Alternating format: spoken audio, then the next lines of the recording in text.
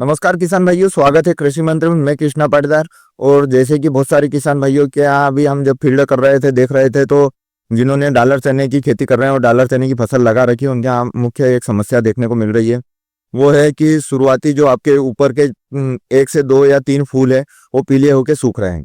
और ये समस्या कई लोगों ने हमें फोटो भी भेजी और बोला, तो इसके बारे में हम आज बात करने वाले हैं कि ये समस्या आपके यहाँ क्यों आ रही है और आप इसका निवारण कैसे कर सकते हैं या कब हो सकता है। साथियों, वीडियो में आगे बढ़ने से पहले चैनल को सब्सक्राइब कर लीजिए, बेल आइकन पर क्लिक कीजिए ताकि खेती से जुड़ी जानकारी आपको मिलती रहे। जैसे कि किसान साथियों, आपने यदि डॉलर चने की फसल लगा रखी है और आपकी चने की फसल में शुरू से 1 से 2 फूल ऊपर के पीले होकर सूख रहे हैं, तो इसका एक मुख्य कारण रहा है। जैसे कि आज से 3 से 4 रोज पहले टेम्परेचर अचानक से अधिक था, 2-3 दिन तक टेम्परेचर हाई रहा और उसके बाद में थोड़ा थोड़ा धीरे धीरे ठंडक मौसम में बढ़ी और टेम्परेचर डाउन हुआ। तो जब आपके यहाँ टेम्परेचर हाई रहा, उस स्थिति में आप देखते हैं कि आपकी कोई सी भी फसल हो, जिन्होंने पानी का स्ट्रेस दे रखा था या फिर जो आप फ्लावरिंग स्टेज पर डॉलर चने की फसल में फ्लावरिंग लाने के लिए जो वाटर स्ट्रेस देते हैं, इसकी वजह से आपके यहाँ उस समय जो है टेम्परेचर अधिक होने की वजह से आपके पौधे में एफसीसी लेयर का निर्माण हुआ। एफसीसी जो आपका एक हार्मोन होता है, जो कि आपके यहाँ जो है एफसीसी लेयर का फॉर्मेशन करता है, जिससे आपके यहाँ जो फूल है, जो कलियां हैं और जो फल है, वो ड्रॉप होने लगते हैं। इसका जो पेटल्स जो आपका लगा हुआ रहता है आपके पौधे के तने पे या फिर आपकी ब्रांच पे, वहां पर एक लेयर बन जाती है जहाँ पे एक एफसीसी का हार्मोन का निर्माण होता है। ये आपके यहाँ इस कारण ऐसा होता है। तो टेम्परेचर अधिक हुआ की वजह से उसमें गर्माहट बढ़ गई और यहाँ पे आपके यहाँ एफसीसी लेयर का निर्माण हुआ, तो जिसकी वजह से आपके यहाँ फूल पीले होके गिर रहे हैं। लेकिन जैसे कि अभी पिछले 4 दिन से हम देख रहे हैं कि धीरे धीरे टेम्परेचर डाउन होने लगा और अभी पिछले 2 दिन से अचानक से ठंडक बढ़ी है मौसम में और ठंडी हवा चलने लगी, मौसम धीरे धीरे ठंडा होने लगा। अब इस स्थिति में हुआ यह है कि इसकी जो मेटाबॉलिज्म एक्टिविटी है वो वापस से चालू हुई। अब बहुत सारे किसान भाइयों के दिमाग में ये बात है कि क्या ये जो फूल पीले पड़ने लग गए हैं या फिर ऐसा कुछ होने लग गया है, तो ये वापस से फ्लावरिंग आपके यहाँ सेटिंग में आएगी या फिर आपके यहाँ फ्रूट बनेंगे कि नहीं। तो हम इसके बारे में जब बात करते हैं, तो किसान साथियों, ऐसा है कि यदि आपके यहाँ इस तरीके की समस्या आई है और यदि आपने फ्लावरिंग स्टेज पर लंबे समय तक वाटर स्ट्रेस दिया है और उसके बाद में अचानक से टेम्परेचर बढ़ने पर यदि आपने उसमें सिंचाई की है, तो आपके यहाँ बहुत कम चांस बनते हैं कि आप दोबारा से आपकी फसल में फ्लावर सेटिंग करवा पाएं। इसके अतिरिक्त दूसरी जो बात यदि हम बोले, तो एक और चीज हो सकती है, यदि आपकी चने की फसल 60 दिन तक की है या 60 दिन से कुछ ही दिन ऊपर हुए हैं, तो आपके यहाँ फ्लावर आने के चांसेस ज्यादा हैं। लेकिन जिन लोगों के यहाँ 80 दिन से ज्यादा की फसल हो चुकी है और उनके यहाँ यदि इस तरीके की समस्या आ रही है, फूल पीले होके जड़ रहे हैं, तो उनके यहाँ बहुत कम चांस है कि नए फूल आएंगे और उसमें सेटिंग होगी। क्योंकि जो पौधा है, जो फसल है आपकी चने की फसल, उसकी जो उम्र है वो आपकी परिपक्वता की ओर जा रही है और जब परिपक्वता की ओर जाती है तो उसमें नेचुरल तरीके से आपके यहाँ एब्सिसिक एसिड बनता है, जिसकी वजह से आपके यहाँ जो 80 दिन प्लस की जो फसल है, इसका आप निराकरण नहीं कर सकते। लेकिन जिन लोगों के यहाँ 60 दिन या 60 दिन प्लस में जो फसल है और उन्होंने यदि वाटर स्ट्रेस लंबा नहीं दिया है, लगातार पानी चलाते रहे हैं कुछ दिन के अंतर पर, जैसे आप यदि चने की फसल लगा रहे हैं, तो आप एक प्री फ्लावरिंग स्टेज पर जो फर्स्ट फ्लावरिंग आती है उस स्टेज पर जो पानी चलाते हैं, उस पानी चलाने के बाद में 10 से 12 दिन का स्ट्रेस देते हैं। बहुत सारे लोग मिट्टी के अनुसार कम समय का या अधिक समय का भी स्ट्रेस देते हैं।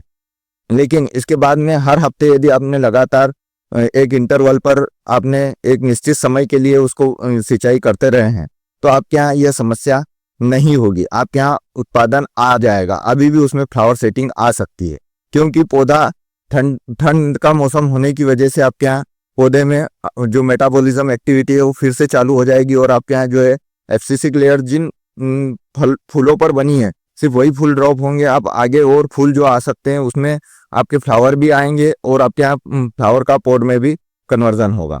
किसान साथियों, ऐसा करने के लिए आपको एक काम करना होगा, इसके लिए आपको स्प्रे लेना होगा। अब इस स्प्रे में आपको क्या करना है कि आपके यहाँ यदि ग्रोथ अधिक हो रही है, आपके यहाँ ओवर ग्रोथ हो रही है, वेजिटेटिव ग्रोथ, तो आप इसमें फास्फोरस और पोटास वाली ग्रेड ले सकते हैं। जिससे एनपीके में जो 05234 आता है, जो फोलियर ग्रेड आती है, उसका उपयोग कर सकते हैं।